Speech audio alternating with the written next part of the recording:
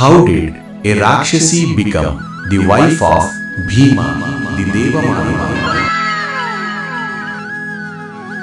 ರಾಕ್ಷಸಿಯು ಭೀಮನ ಅಂದ್ರೆ ದೇವಮಾನವನ ಹೆಂಡತಿಯಾದ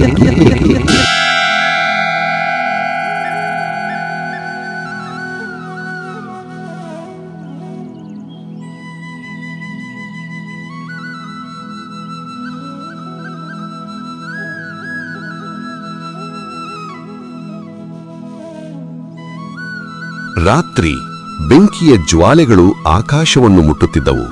ಅದು ಒಂದು ಅಪಘಾತವಲ್ಲ, ಅದು ಒಂದು ಕುತಂತ್ರ, ಲಕ್ಷಗ್ರಹ ಇನ್ಸಿಡೆಂಟ್. ಪಾಂಡವರನ್ನು ಜೀವಂತವಾಗಿ ಸುಡಲು ರೂಪಿಸಿದ ಯೋಜನೆ. ಆದರೆ ಕತ್ತಲಿನ ಮಧ್ಯೆ ಒಂದು ಬೆಳಕುವಿತ್ತು. ವಿದುರ.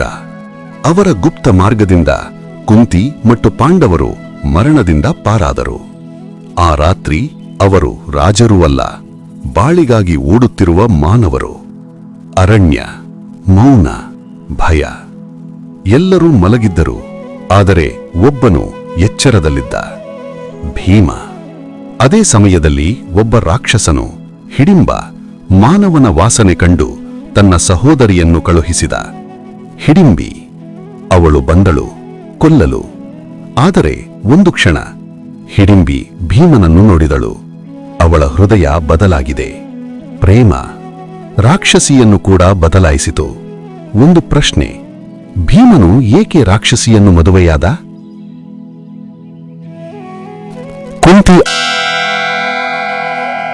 ಕುಂತಿ ಅವಳ ಪ್ರೀತಿಯನ್ನು ಅರ್ಥ ಮಾಡಿಕೊಂಡಳು. ಪ್ರೇಮ ರೂಪ ನೋಡಲ್ಲ, ಧರ್ಮ ಜನ್ಮಕ್ಕಿಂತ ಮೇಲಿನದು. ಹೆಣ್ಣಿನ ಮನಸ್ಸು ಗೌರವಿಸಲ್ಪಟ್ಟಿತು. ಸಣ್ಣ ನಿರ್ಧಾರ ಭವಿಷ್ಯವನ್ನು ಬದಲಾಯಿಸುತ್ತದೆ. ಆದರೆ ಪ್ರೇಮಕ್ಕೆ ಸಮಯವಿರಲಿಲ್ಲ. ಹಿಡಿಂಬ ಬಂದನು. ಕ್ರೋಧ, ಹಿಂಸೆ, ಹಸಿವು. ಭೀಮನು ಹಿಂದುರಿಗಲಿಲ್ಲ. ಯುದ್ಧ ಶುರುವಾಯಿತು. ಭೂಮಿ ಕಂಪಿಸಿತು. ಕೊನೆಗೆ ಹಿಡಿಂಬ ಬಿದ್ದನು. ಯುದ್ಧ ಮುಗಿದಿತು. ಆದರೆ ಒಂದು ಹೃದಯ ಇನ್ನೂ ಕಾಯುತ್ತಿತ್ತು. ಹಿಡಿಂಬಿ. ಅವಳು ಕೇಳಿದಳು, ನನ್ನನ್ನು ಒಪ್ಪಿಕೊಳ್ಳುವೆಯಾ? ಇಲ್ಲಿ ಬರುತ್ತದೆ ಸತ್ಯ. ಕುಂತಿ ಅವಳ ಕಣ್ಣುಗಳಲ್ಲಿ ಪ್ರೀತಿ ನೋಡಿದಳು. ಅವಳ ನಿರ್ಧಾರ ಮಹಾಭಾರತವನ್ನೇ ಬದಲಾಯಿಸಿತು. ಪ್ರೇಮ ರೂಪ ನೋಡಲ್ಲ, ಧರ್ಮ ಜನ್ಮಕ್ಕಿಂತ ಮೇಲಿನದು. ಹೆಣ್ಣಿನ ಮನಸ್ಸು ಗೌರವಿಸಲ್ಪಟ್ಟಿತು. ಆದ್ದರಿಂದ ಭೀಮನು ಅವಳನ್ನು ಮದುವೆಯಾದ. ಈ ಮದುವೆ ಒಂದು ಮಗುವಿಗೆ ಜನ್ಮ ನೀಡಿತು. ಈ ಮದುವೆಯಿಂದ ಹುಟ್ಟಿದವನು ಘಟೋತ್ಕಚ, ಒಬ್ಬ ಮಹಾಯೋಧ.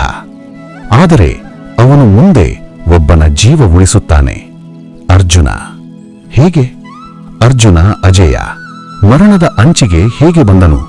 ಈ ಮದುವೆ ಅವನ ಜೀವ ಉಳಿಸಿದೆ. ಮುಂದಿನ ವಿಡಿಯೋದಲ್ಲಿ. If this story touched your heart, please take a moment to like this video, subscribe to our channel and press the bell icon so you never miss another meaningful story.